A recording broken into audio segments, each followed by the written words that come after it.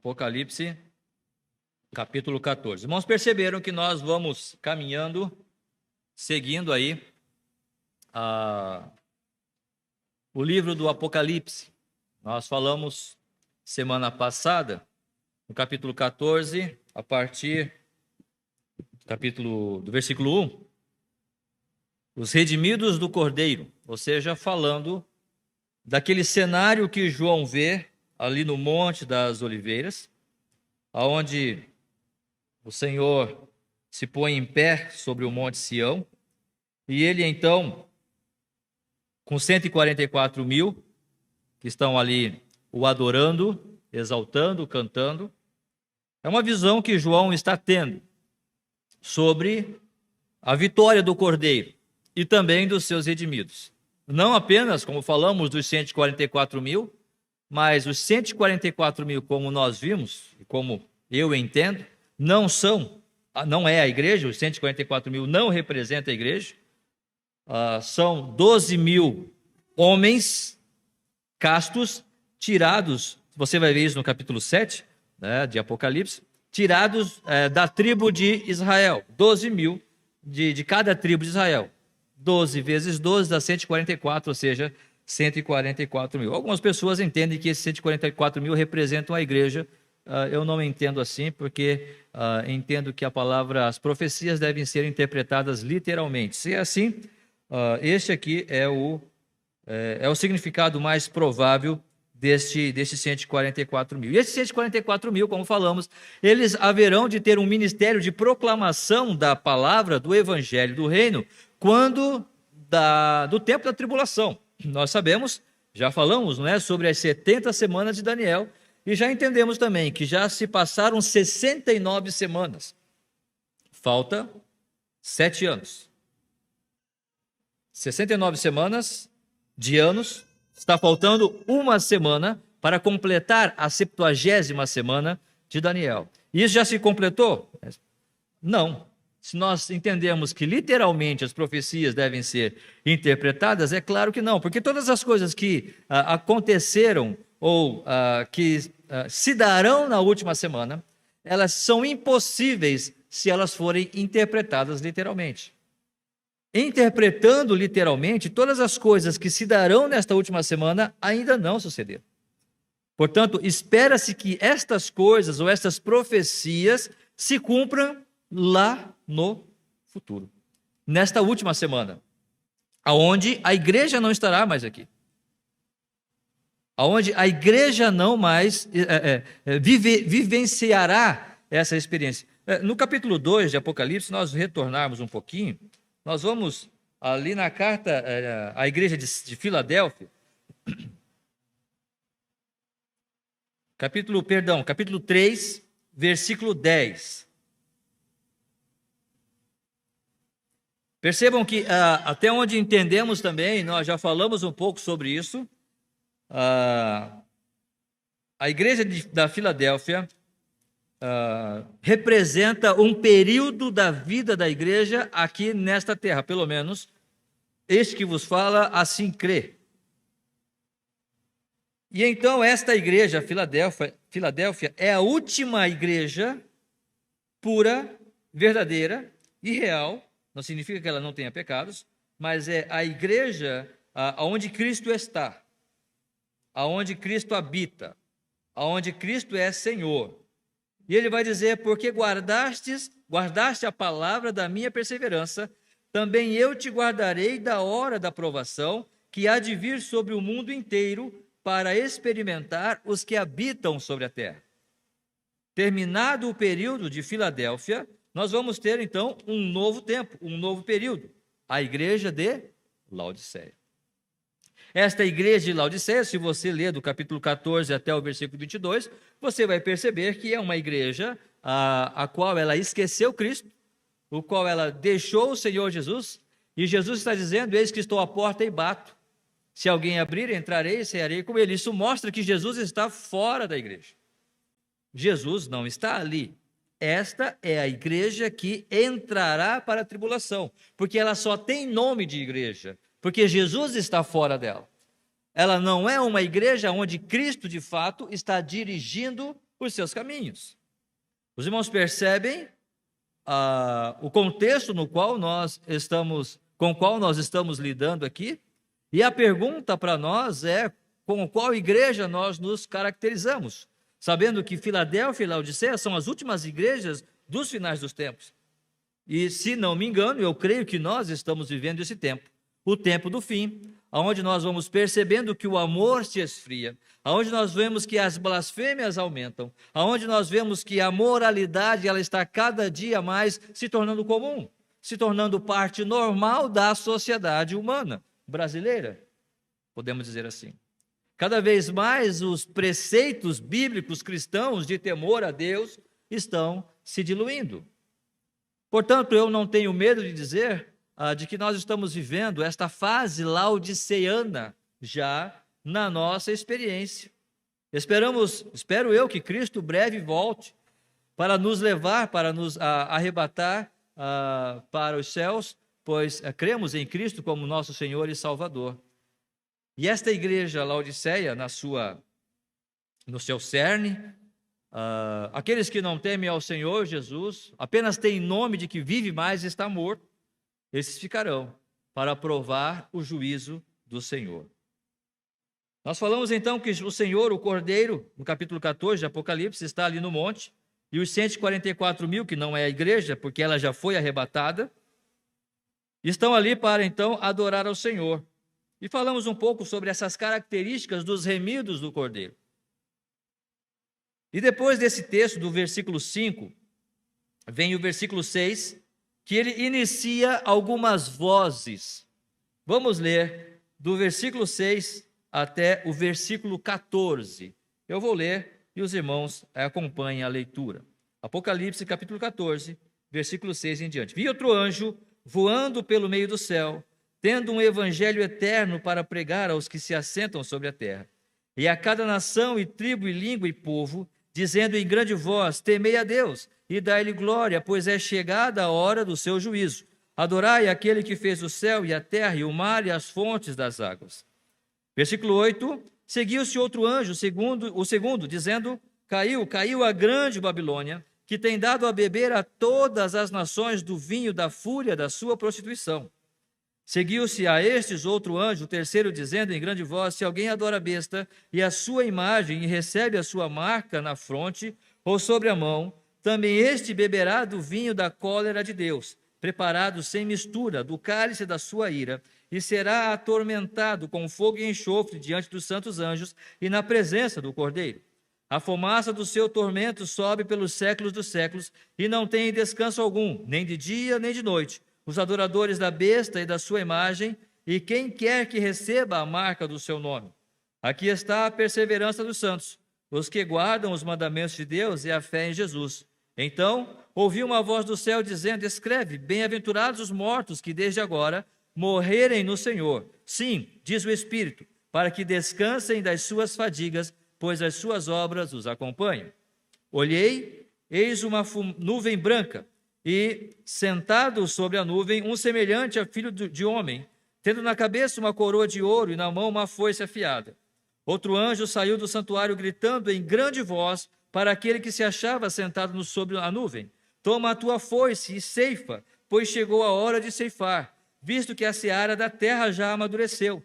E aquele que estava sentado sobre a nuvem passou a sua foice sobre a terra, e a terra foi ceifada. Versículo 17, eu falei até o 16, perdão.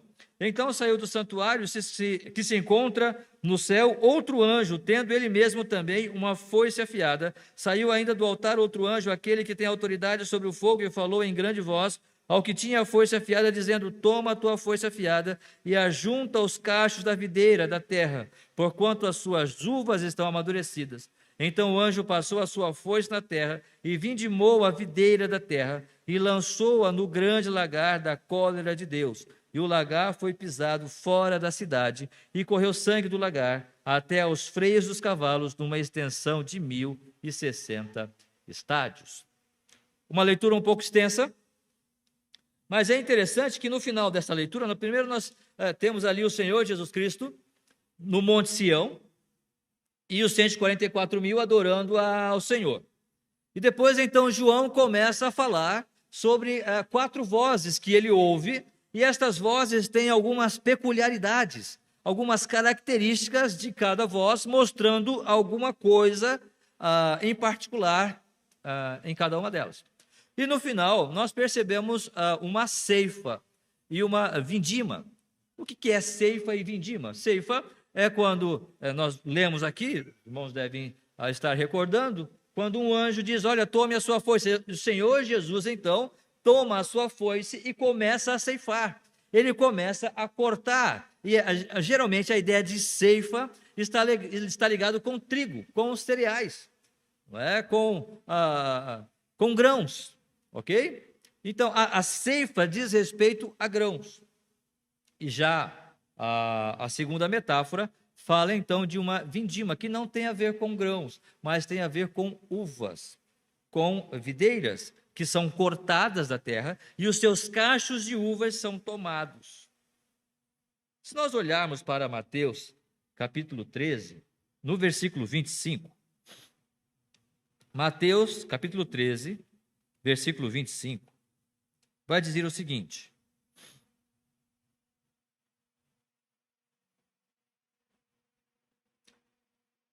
vamos ler o versículo 24 também.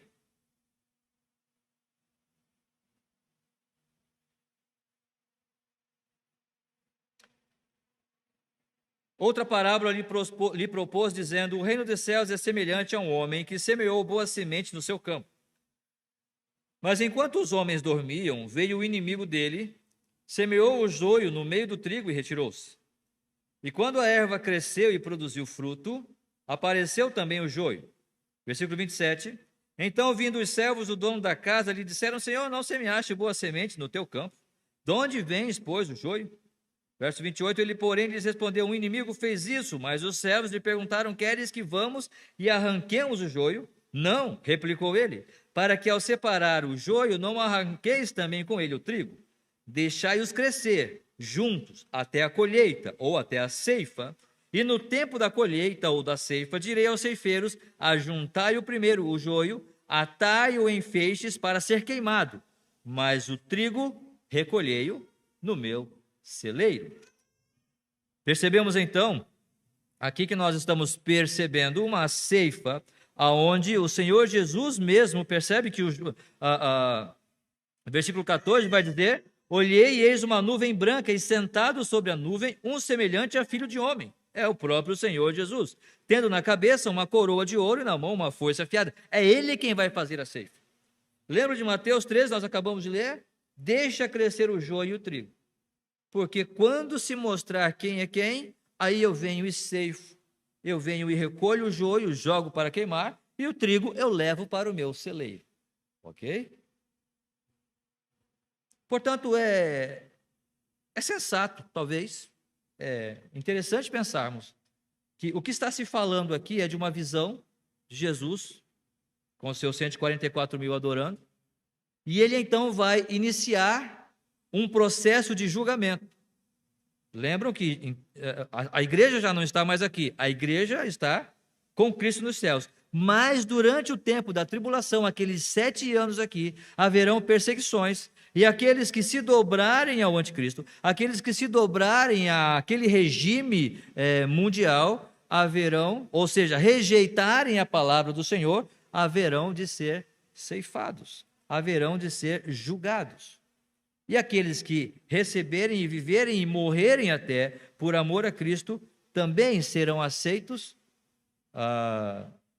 no celeiro do seu Senhor.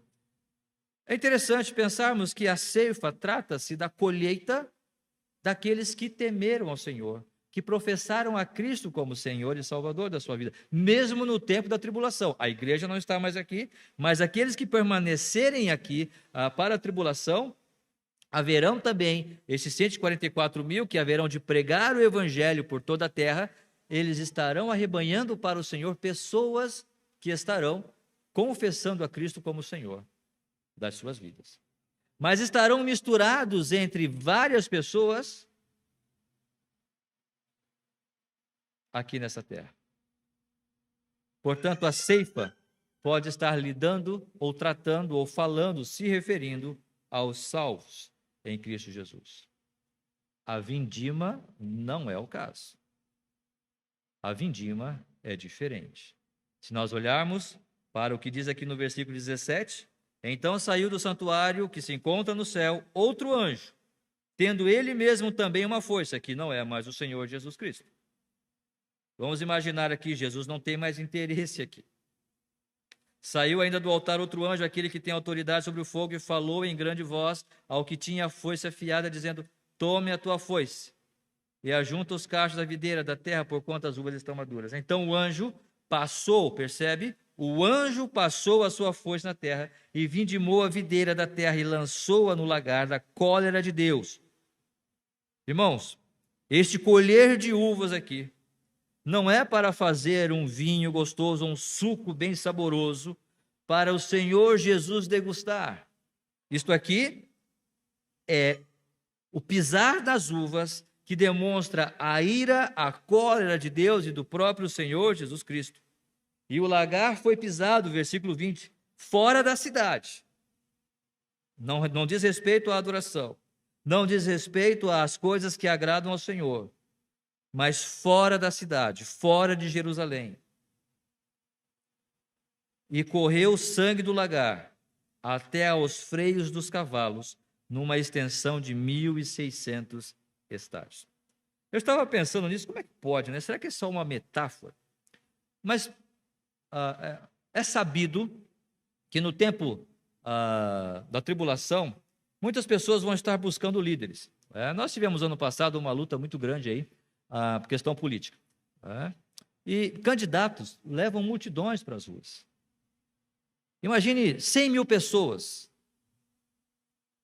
acreditando que o seu líder, no caso o anticristo, aqui, ele haverá de os libertar, haverá de os levar para a paz. Imagine 100 mil pessoas sendo conduzidas para um local, para uma adoração, ou para estarem ovacionando o seu líder, e então vem o Senhor Jesus. E aquelas pessoas, aquela multidão está ali. E ele então começa a julgar essas pessoas. Esses ímpios. Ele diz aqui que ele haverá de pisar o lagar, aquele local onde estão as uvas. E o sangue subiu até os freios dos cavalos, numa extensão de 1.600 estádios, ou seja, uma extensão absurda. Sabe quantos litros de sangue uma pessoa carrega consigo? Um homem normal de 70 quilos, como eu, assim, eu tenho 70 quilos, não tenho mais não. 5 litros. Imagine 100 mil pessoas num espaço e cada uma carregando 5 litros de sangue. E essas pessoas sendo atingidas ou afligidas de tal forma que o seu sangue seja derramado no chão. Já fizeram a multiplicação de 5 vezes 100 mil? 500 mil? 500 mil litros? É isso? É muito sangue, não é? A gente olha isso, parece que, pastor, não sei, é só uma metáfora, mas imagine todas essas pessoas sofrendo uma ferida tal que eles possam ter uma hemorragia de tal maneira que o seu sangue possa sair e escorrer. Uma visão terrível, não é?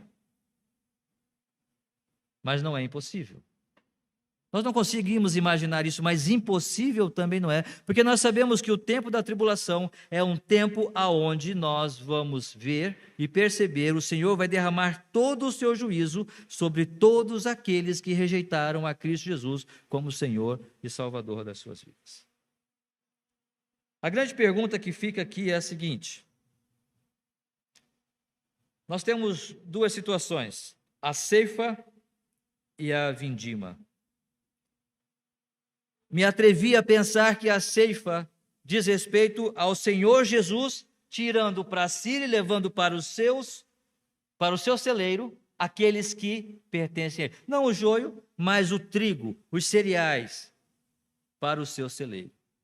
enquanto que a vindima diz respeito àqueles que o Senhor Jesus, na sua ira, na sua cólera, haverá de pisar, porque eles rejeitaram a salvação do Senhor. Mas será, pastor, que é isso mesmo? Isaías 63, verso de 1 a 3.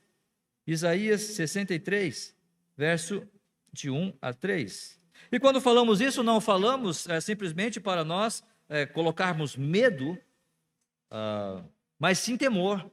Temor em nossos corações no que diz respeito à palavra do Senhor. Aquilo que o Senhor Jesus falou, ele haverá de cumprir. Aquilo que ele prometeu, haverá de ser feito. Aquilo que ele disse, haverá de fato acontecer, porque é uma profecia, e nenhuma profecia da palavra jamais deixou de ser cumprida. Isaías 63, verso 1, 2 e 3 vai dizer: quem é este que vem de Edom, de Boza, com vestes de vivas cores, que é glorioso em sua vestidura, que marcha na plenitude da sua força? Sou eu que falo em justiça, poderoso para salvar. Por que está vermelho o traje, e as tuas vestes como as daquele que pisa a uva no lagar? Versículo 3, no lagar eu o pisei sozinho, e dos povos nenhum homem se achava comigo. Pisei as uvas na minha ira, no meu furor as esmaguei, e o sangue me salpicou as vestes, e me manchou o traje todo. E o verso 4 vai explicar o porquê. Porque o dia da vingança me estava no coração, e o ano dos meus redimidos é chegado. Ou seja, a vindima trata efetivamente da ira do Senhor contra aqueles que rejeitaram a sua palavra, contra aqueles que rejeitaram exatamente viver de acordo com a vontade de Deus. Mais uma vez eu digo, me atrevo a dizer que a ceifa diz respeito aos salvos, aquele que o Senhor Jesus vai recolher nos seus celeiros. E a vindima diz respeito àqueles que o Senhor Jesus direcionou os seus anjos para cortarem ali aqueles cachos de uva para serem pisados. Representam pessoas, homens, que serão pisados, cujo sangue subirá até medidas que nós nem podemos imaginar. A pergunta é a seguinte: onde estará você? Na ceifa ou na vindima? Eu espero que todos que aqui estão, não estaremos nem na ceifa nem na vindima, porque já estaremos com o Senhor nos céus. Porque como igreja que somos, como já tendo confessado e professado a nossa fé em Cristo Jesus, nós sabemos, entendemos e cremos que estaremos na cidade celestial, na Nova Jerusalém, desfrutando daquele momento das bodas do Cordeiro, onde a tribulação estará acontecendo aqui, mas nós já estaremos com o Senhor lá. Mas mesmo que eu esteja errado nessa minha proposição, mesmo que eu esteja errado de que a igreja não estará lá nos céus e que algumas ideias de que a igreja estará aqui na terra, vamos imaginar que esta tese não funciona. A pergunta ela continua: onde estaremos? Na ceifa ou na vindima? Onde estaremos? Entre aqueles que o Senhor vai recolher com a sua força e vai levar para o seu celeiro para estar com ele? Ou aqueles que o Senhor vai recolher, ou seus anjos haverão de recolher para ser pisado pelo Senhor? Essas vozes vão responder. Essas vozes podem responder o que você tem feito da sua vida. Essas vozes podem direcionar você sobre aonde você está e que você possa definir qual é o seu destino. Que estas vozes possam estar orientando você a dizer: não, eu estou aqui, eu estou neste lugar, eu estou nesta posição. Como é que podemos pensar ou entender isso, pastor? Vamos lá, vamos voltar para o versículo 6. Percebe, João está com a sua visão, o Senhor Jesus Cristo no monte, os 144 mil adorando. E então ele ouve anjos dizendo algumas vozes. Lembram quando nós falamos no capítulo 4, por que Deus está irado com a nação? Por que Deus está irado com a raça humana?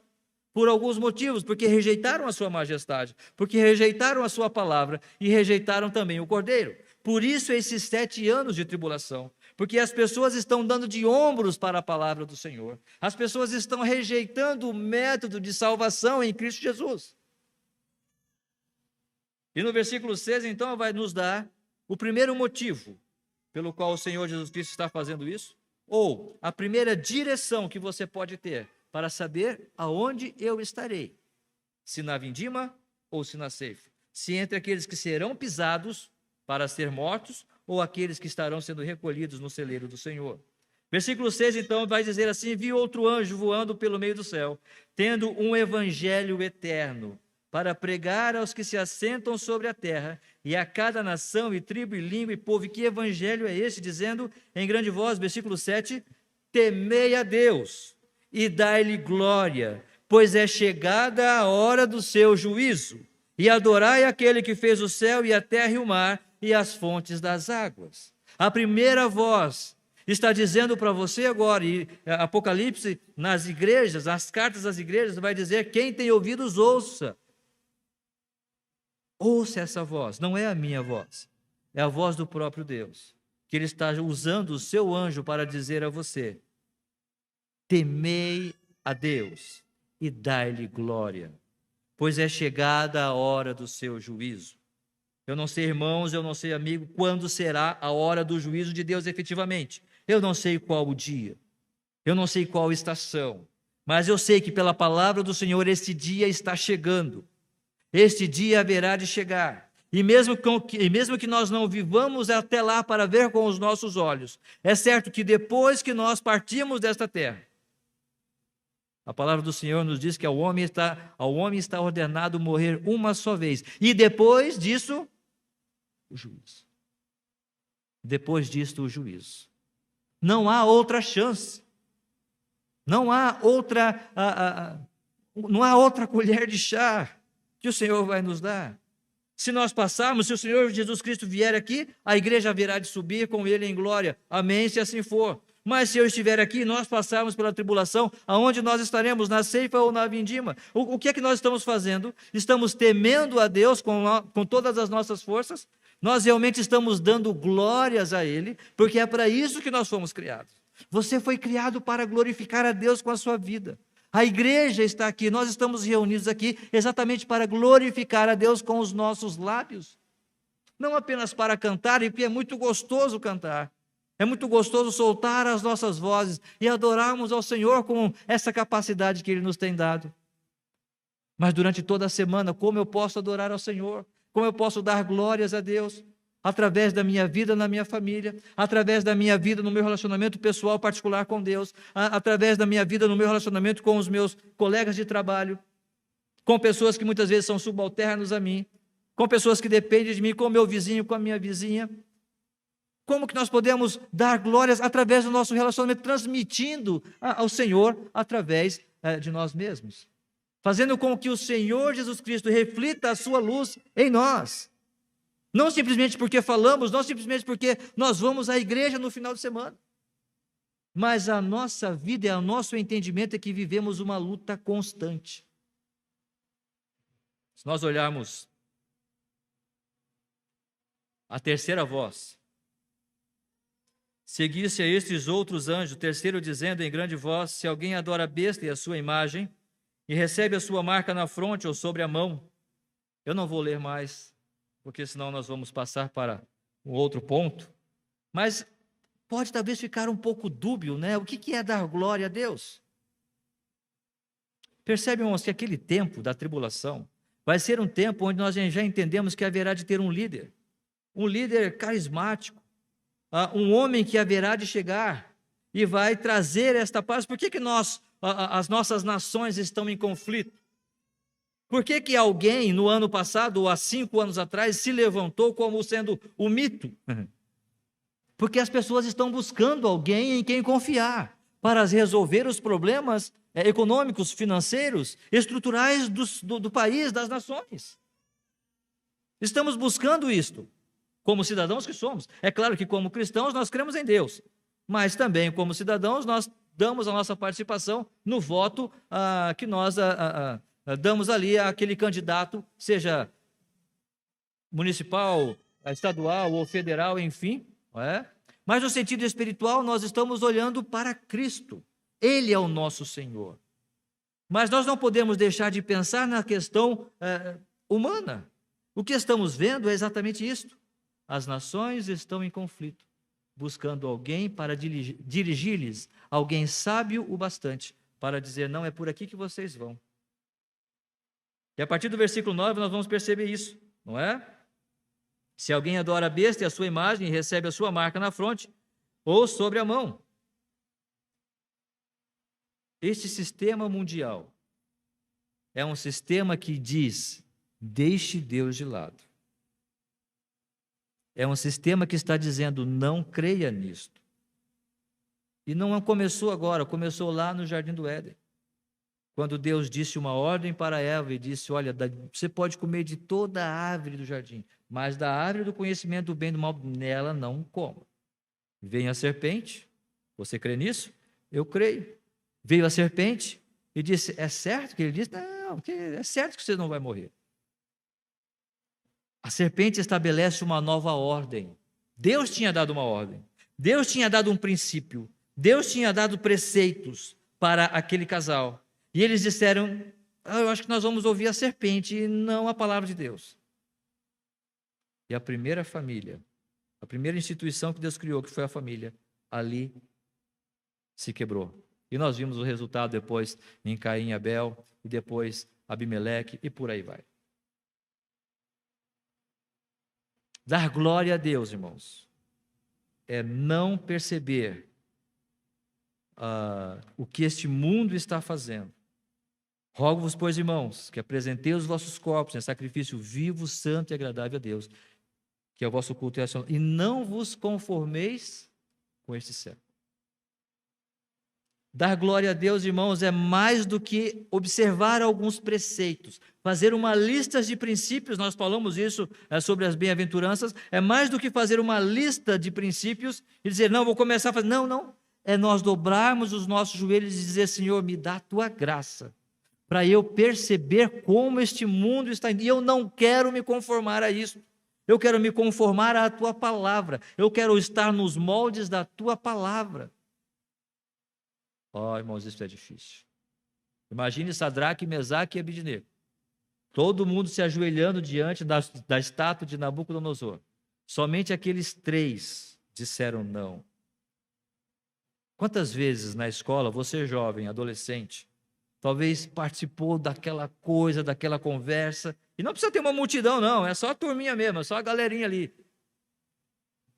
Daquela festinha, daquela conversação. Mas lá na sua consciência você estava pensando: como é que eu posso dar glória a Deus aqui? Como é que eu posso glorificar a Deus? É entrando na mesma conversa, é me dobrando a isso, somente por temor à amizade que eu tenho a eles, ou o que eles vão pensar de mim? Ou eu permanecer firme? O que importa aqui? Aonde eu estou? Na ceifa ou na vindima? Como está se caracterizando a minha vida? Como realmente, qual é o meu desejo de glorificar a Deus? Temei a Deus e dai-lhe glória, pois é chegada a hora do seu juízo. Não é uma mensagem de medo, mas é uma mensagem de alerta e de temor aos nossos corações, que o Senhor Jesus um dia retornará sim, em glória e vitória. Aonde está você? Dando glórias a Ele. Porque no versículo 8 vai dizer: seguiu outro anjo, o segundo, dizendo: caiu a grande Babilônia, que tem dado a beber a todas as nações do vinho da fúria da sua prostituição. Por que nós não damos glórias a Deus? Porque um dia alguém, um certo Nimrod, construiu uma cidade chamada Babel, quando Deus tinha dito: olha, vocês vão se espalhar, vocês vão encher a terra, vocês vão ser fecundos, a raça humana vai se espalhar por toda essa terra. E Nimrod, aquele líder, disse: não, vamos construir uma torre, vamos tornar célebre o nosso nome, e vamos construir uma torre que todos possam ver, e ninguém vai se afastar um do outro, todos nós vamos ficar juntos. Uma desobediência direta à vontade de Deus, uma rebeldia clara contra aquilo que Deus tinha falado. Assim é esse sistema mundial, que está presente hoje e que se apresentará também no tempo da tribulação. E muitas vezes nós, para tornarmos-nos mais confortáveis, quantas vezes nós não deixamos princípios de lado?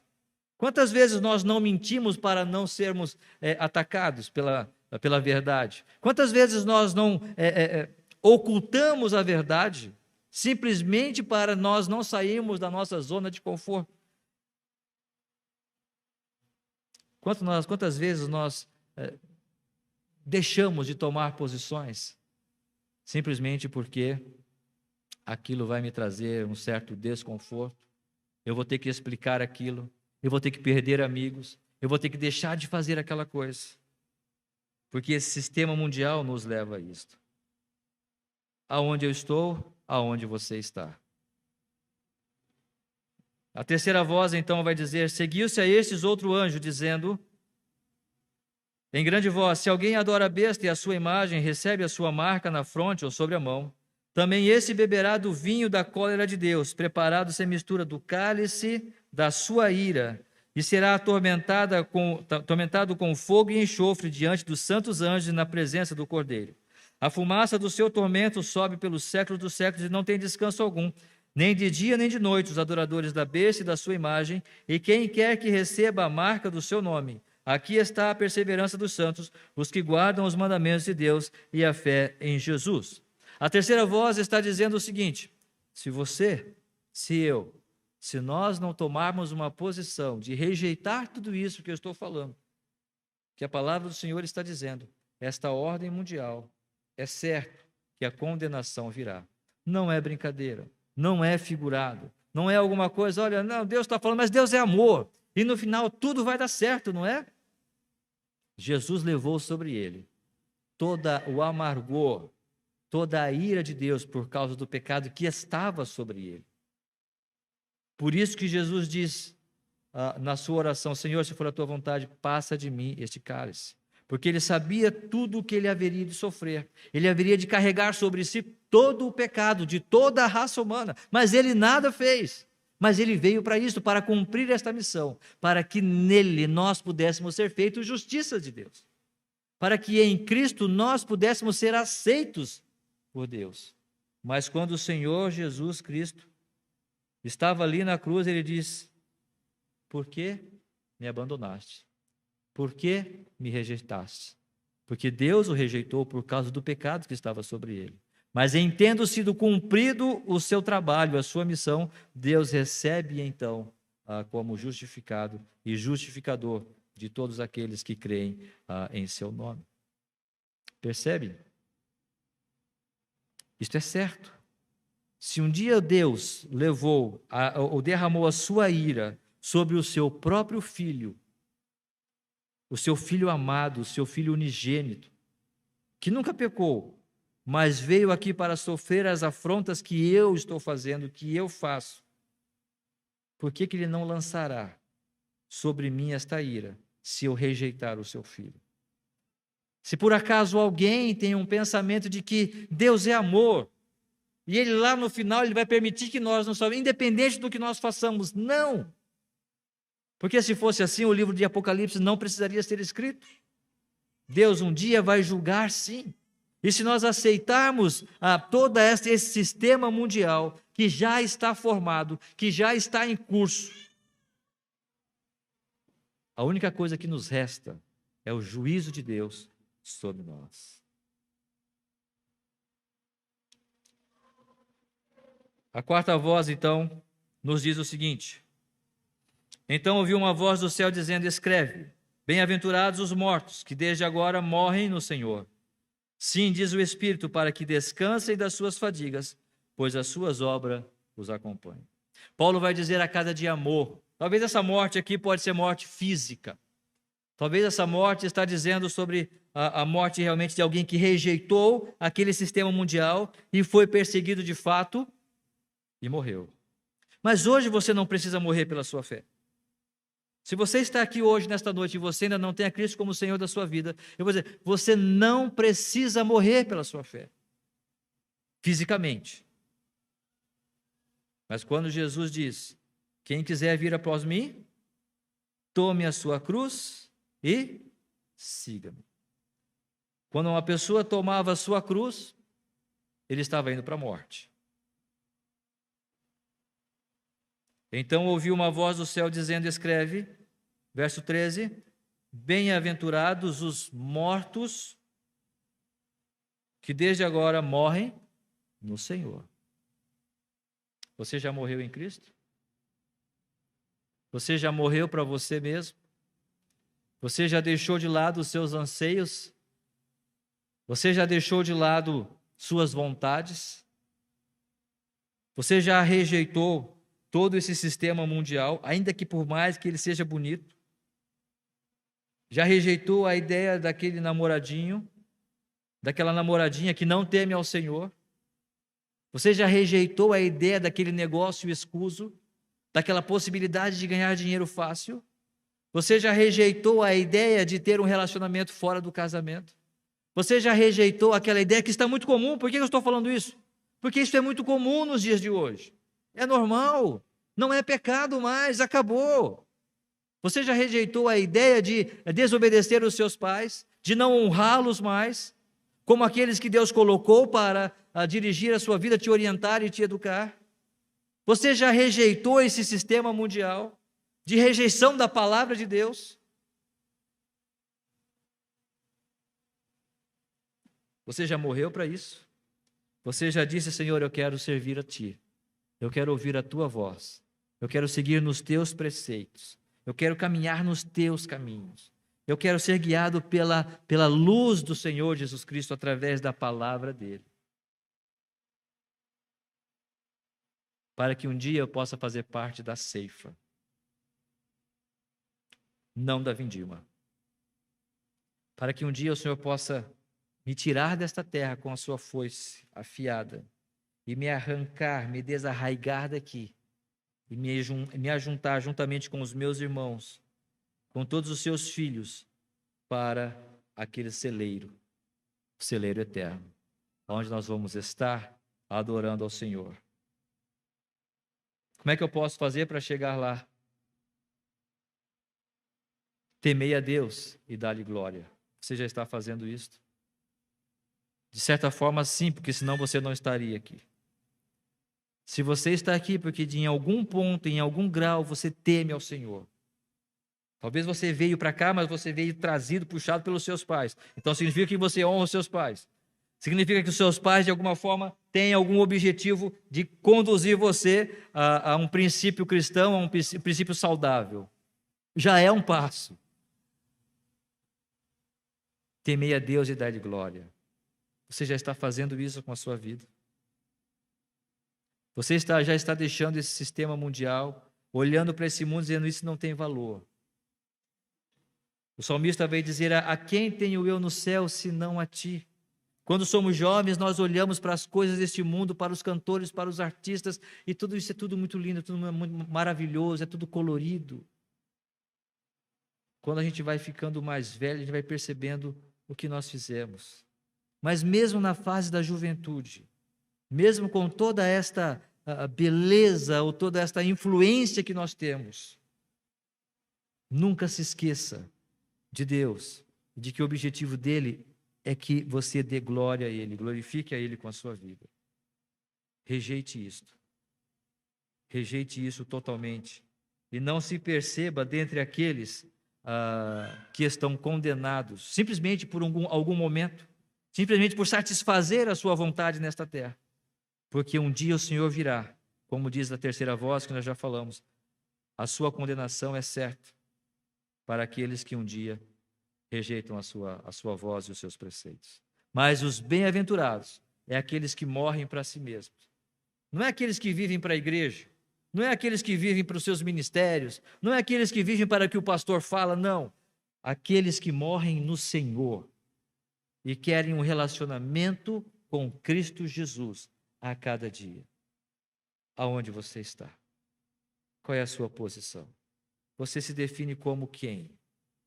Como alguém que já participa da ceifa e espera aquele dia que o Senhor vai nos recolher para levar juntamente para si? Ou participa da vindima? Aquele momento em que o Senhor, com toda a sua cólera e juízo, vai pisar, porque um dia rejeitou a sua palavra, disse não, eu quero fazer a minha vontade, eu não vou temer ao Senhor, eu não vou dar glórias a Deus, eu vou fazer aquilo que eu quero, e eu vou seguir este mundo, eu vou fazer o que está todo mundo fazendo porque é legal. O que você quer fazer? Qual é a sua decisão? Espero que a sua decisão, de todos que estão aqui, seja de sermos todos partes do grão, do trigo do próprio ceifeiro, do próprio lavrador, do próprio semeador, que é o Senhor Jesus Cristo. Que os nossos corações já estejam habitados por Cristo Jesus. Mas se não, ainda há tempo. Ainda há tempo de você morrer para você mesmo e deixar tudo para trás e dizer: Senhor, eis-me aqui. Eu quero ser teu filho. Eu quero ser aceito. Não porque eu sou bom, não porque eu fiz alguma coisa, mas porque Cristo morreu por mim lá na cruz do Calvário. E eu sei que toda a obra que ele realizou é suficiente para a minha salvação. Toda a obra que ele realizou, todo o sangue que ele derramou, é suficiente para hoje eu dizer: eu sou um salvo em Cristo Jesus, porque eu depositei a minha confiança nele. Que Deus nos abençoe.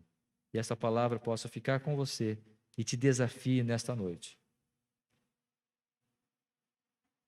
Aonde estará você? Na ceifa ou na vindima? Espero que na ceifa. Que Deus nos abençoe. Vamos orar mais uma vez? Nosso Deus e nosso Pai, muito obrigado, Senhor, pela Tua palavra. Muito obrigado a Deus, porque Tu mesmo tem olhado para nós com amor de graça e misericórdia, com olhos de compaixão, apesar dos nossos pecados. Como foi orado há pouco, Senhor, obrigado, porque o Senhor não nos trata conforme os nossos pecados.